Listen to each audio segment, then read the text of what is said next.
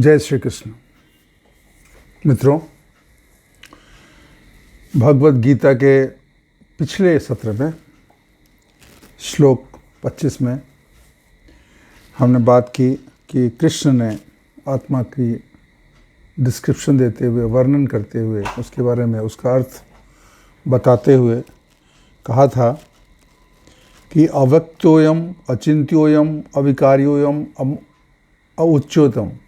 मतलब इसको व्यक्त करना मुश्किल है, इसका वर्णन करना मुश्किल है, इसके बारे में बताना मुश्किल है। ये इतना कठिन है, इतना कॉम्प्लेक्स है। उसके अगले श्लोक में, श्लोक 26 में कृष्ण दूसरी चीज़ बता रहे हैं कि अगर तुम आत्मा को अविनाशी नहीं मान रहे हो, अगर तुम ऐसा मानते हो कि आत्मा अमर नहीं है, आत्मा सदा नहीं रहता है, तब भी तुम इसके लिए चिंता तुम्हें नहीं करनी है। ठीक है ना? ये क्यों कहा और इसके बाद क्या कहा, वो सब चीज़ें आज हम देखेंगे। तो सबसे बड़ी चीज़, सबसे पहली चीज़ कि श्लोक 26 में वो क्या कहते हैं, अथ चैनं नित्यजातं नित्यं वा मन्यसे मृतम्। अथ चैनं नित्यजातं नित्यं वा मन्यसे मृतं तथापि त्वं महाबाहो नैवं शोचितुम् अर्हसि। अगर तुम ये मानते हो कि आत्मा अमर नहीं है, आत्मा अनश्वर नहीं है, सनातन नहीं है, और शरीर और आत्मा की जो व्याख्या मैंने कहा वो सही नहीं है, और तुम ऐसा मानते हो कि आत्मा निरंतर जन्म लेती है और निरंतर मरती है। क्या कहते हैं? अथ च ऐनं नित्य जातं। नित्य जातं मतलब नित्य ही जन्म होता है। नित्य जन्म का मतलब जब भी शरीर बनता है एक नया आत्मा बनता है। वा मन्यसे मृतम, और तुम ऐसा मानते हो कि वो जब शरीर खत्म होता है तो आत्मा भी खत्म हो जाती है। ऐसी अगर तुम्हारी मान्यता है तो भी तथापि त्वं महाबाहो, महाबाहो, अर्जुन को महाबाहो बोलते हैं बिकॉज उनकी बाहें लंबी थी, तो कृष्ण उसको महाबाहो से संबोधित करते थे। नैवं शोचितुम् अर्हसि, उसके बाद भी तुमको इसके बारे में चिंता नहीं करना। अब ये जो प्रश्न है कि तुम आत्मा को सनातन नहीं मानते हो, ऐसा मानते नहीं हो कि आत्मा अमर है, अजर है, सनातन है, अलौकिक है, अजन्मा है, ऐसा क्यों उन्होंने कहा? देखिए, हिंदू धर्म में तो ये व्यवस्था है, लेकिन भारतीय दर्शन शास्त्र में कुछ और भी दर्शन हैं, कुछ और भी ऐसे विचार हैं, कुछ और भी मत हैं जिसमें आत्मा के सनातन और आत्मा की अमरता को नहीं माना गया है। ये आपको पता होगा, फिर भी मैं उसकी व्याख्या करूँगा। क्या है? दर्शन जो है टोटल हिंदुस्तान में, भारत में, भारतीय परंपरा के हिसाब से, भारतीय मानस के हिसाब से दर्शन 12 तरह के दर्शन माने गए हैं। उसमें से 6 दर्शन जो हैं, 6 type of philosophy, they accept soul as a immortal. 6 ऐसे दर्शन विधा हैं, दर्शन की सोच है, जो आत्मा को नश्वर नहीं मानते हैं, उसे अमर मानते हैं, और ये मानते हैं कि शरीर का खत्म होना, फिर नया शरीर मिलता है, आत्मा फिर से पुनर्जन्म लेती है, पुनर्जन्म विश्वास करते हैं। तो वो ऐसे 6 हैं, और 6 ऐसे हैं जो आत्मा को अमर नहीं मानते हैं। आत्मा और शरीर का जो संबंध पिछले कुछ श्लोकों में हमने माना, और कृष्ण ने जिसको माना और जिसको बताया, उसको कुछ ऐसे दर्शन हैं जो नहीं मानते हैं। तो ये चीज़ हमें देखनी पड़ेगी कि वो कौन से हैं, ठीक है ना।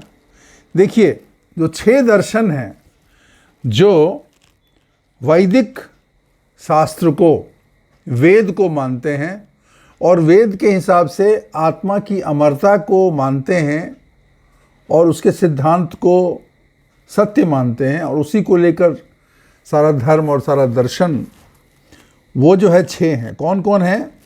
मीमांसा, वेदांत, न्याय, वैशेषिक, सांख्य और योग, ठीक है। इन्हें आस्तिक दर्शन कहते हैं। आस्तिक मतलब ईश्वर की सत्ता, ईश्वर का होना, आत्मा का होना, आत्मा और परमात्मा को का होना, इस विचार को वो मानते हैं और हिंदू धर्म में वही माना गया, ठीक है। अब इसे भी 6 दर्शन में विभक्त किया गया है। जो वैदिक दर्शन है उसमें और भी विभेद है, जैसे अद्वैतवाद जिसमें ईश्वर एक है, द्वैतवाद आत्मा और परमात्मा 2 है, द्वैतवाद, अद्वैतवाद, ठीक है। विशिष्टाद्वैतवाद, विशुद्धाद्वैतवाद, द्वैताद्वैतवाद और अचिंत्य भेदाभेद भाव, ये 6 हैं। 2 का मैंने बताया, अभी डिटेल में नहीं जाएंगे उसमें, फिर बहुत लंबा वीडियो हो जाएगा। 2 जो हर आदमी जानता है, हर आदमी जानता है, वो अद्वैतवाद और द्वैतवाद। अद्वैतवाद में मतलब एक ही है, 2 नहीं है, ईश्वर के 2 रूप नहीं है। और द्वैतवाद में क्या है? एक आत्मा है, एक परमात्मा है, ठीक है। इसी तरीके से अन्य भी हैं, ठीक है। अभी अगर जैसे अद्वैतवाद है, अब अद्वैतवाद के भी बहुत सारे भाग हैं, बहुत सिद्धांत हैं। दृष्टि सृष्टिवाद, अवच्छेदवाद, बिंब प्रतिबिंबवाद, विवर्तवाद, अजातवाद आदि बहुत सारे हैं। इसी तरीके से वो दर्शन जो ईश्वर की सत्ता को नहीं मानते हैं और आत्मा की सत्ता को भी नहीं मानते हैं, वो भी 6 हैं। ये भी आपको जानना चाहिए। वो 6 कौन कौन है? ये दर्शन है चार्वाकवाद पहला। दूसरा, बौद्ध के 4 दर्शन। बौद्ध धर्म में ईश्वर या आत्मा को नहीं माना जाता है। वो पुनर्जन्म को मानते हैं, जन्म पुनर्जन्म को मानते हैं, लेकिन आत्मा या परमात्मा की सत्ता को या उसके होने को वो नहीं मानते हैं। तो 4 हो गए बौद्ध के। एक हो गया चार्वाक का, चार्वाकवाद, जो बोलता है बस ये शरीर है, ये जीवन है, आत्मा इसी में पैदा होता है, शरीर के साथ बढ़ता है और फिर शरीर खत्म हो जाता है तो सब कुछ खत्म हो जाता है। तो वो पुनर्जन्म को भी नहीं मानते। चार्वाकवाद जो है वो पुनर्जन्म को भी नहीं मानते हैं। चार्वाक एक मुनि थे और उन्होंने ये सिद्धांत दिया था। और बौद्ध में 4, बौद्ध दर्शन में 4 हैं। उनका नाम है युगाचारवाद, माध्यमिकवाद, वैभाषिकवाद और सौत्रांतिकवाद। और लास्ट में है जैन धर्म। तो ये जो 6 धर्म हैं, ये 6 जो दर्शन हैं, जो सोच है, वो ईश्वर की सत्ता, आत्मा की सत्ता को नहीं मानते हैं। लेकिन चार्वाकवाद को छोड़कर बाकी सब पुनर्जन्म को मानते हैं। जैन में भी पुनर्जन्म का है, तभी तो उसके 24वें तीर्थंकर, मतलब जितने तीर्थंकर हुए हैं वो एक तरीके पुनर्जन्म ही है। और फिर बौद्ध में भी जन्म पुनर्जन्म की बात मानी जाती है। तो कृष्ण ये कहते हैं कि तुम अगर नहीं भी मानते हो, आत्मा की सत्ता को, उसकी अमरता को नहीं भी मानते हो, तो भी तुम्हें शोक नहीं करना चाहिए। ऐसा क्यों कहते हैं?